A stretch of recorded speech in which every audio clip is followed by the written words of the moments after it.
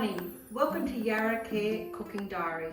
My name's Karen and I'm going to make Anzac biscuits today. Anzac biscuits were first made in the First World War and they were made to send to the troops overseas because they travelled well because there was no eggs in the biscuits. Anzac stands for Australian New Zealand Army Corps. So when we eat them, we always remember the soldiers that we've lost in the wartime.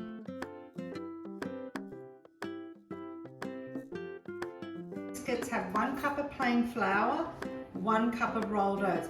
Make sure you use the real traditional Uncle Toby's rolled oats because that makes a coarser biscuit, not a real fine biscuit, and they'll go flat. 1 cup of desiccated coconut, not shredded coconut. 3/4 cups of white sugar or brown sugar. I prefer the brown sugar because it gives it a more Anzac-y, like buttery, golden caramel taste. And 150 grams of unsalted butter, 4 tablespoons of golden syrup. Golden syrup is very essential to give it that buttery caramel taste as well, and 1 teaspoon of baking soda. So what we do is put all the dried ingredients in a bowl, which I've already done. So I've got all the dry ingredients there. On the stove, I've put the butter and melted the butter with the golden syrup. Once that comes to the boil, we add the bicarb soda and this will fizz up. Do not be alarmed when this fizz up. This is part of the reaction by adding the bicarb soda. Once that has happened, you add that to the dry ingredients and we mix well. I have the golden syrup and the butter on the stove. It has come to the boil and I'm just going to show you how it fizzes up when you add the bicarb soda. So it just fizzes up, which is nothing wrong with it. It's just part of the reaction. Just slightly stir it, take off the heat, because that's going to give a big volume, and then we add this to our dry ingredient. This is ready to go now, and we'll now add that to our dry ingredients. Add a well, make a well in the dry ingredients, pour this in. It still will froth up a bit, and you can see how buttery and golden that looks. Just mix, just make sure, just fold it around. You can use a big wooden spoon if you prefer, or just a normal tablespoon. And just make sure that all the dry ingredients are coated with that mixture what we just took off the stove. It's very important, otherwise you'll have dry bits in the biscuit. And when no dry bits on the bottom, you are ready to go and make little balls using a dessert spoon. Roll them into little balls, then put them on a baking sheet with greaseproof paper. This prevents sticking to a tray and burning. To rolling, so if you'd like to have a look at that.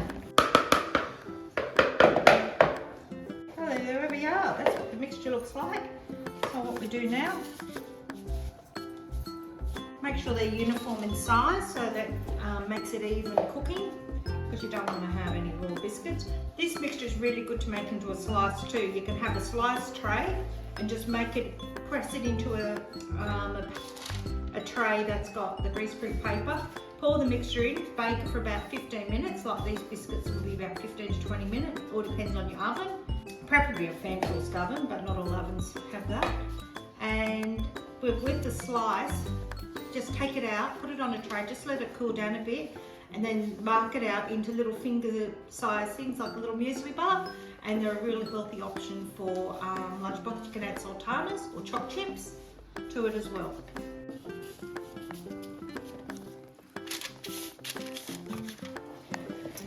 Or triple it, and she used to make heaps of these. These can last well up to a week, like if they want them crispy, and after a week they just go a little bit softer, but there's nothing wrong with them as well. Oh. But if they last that long. I'm just going to press down with a fork so that they get a bit flat, and then they can spread a lot easier, and that's what gives it the biscuit resemblance. Some people like to have them smaller, some people like them bigger. It's personal preference on how big you want them. But as I said, they won't last that long. So we're going to pop it in an oven here. You can have it at 160 degrees a fan forced oven, or 180 degrees Celsius a normal oven.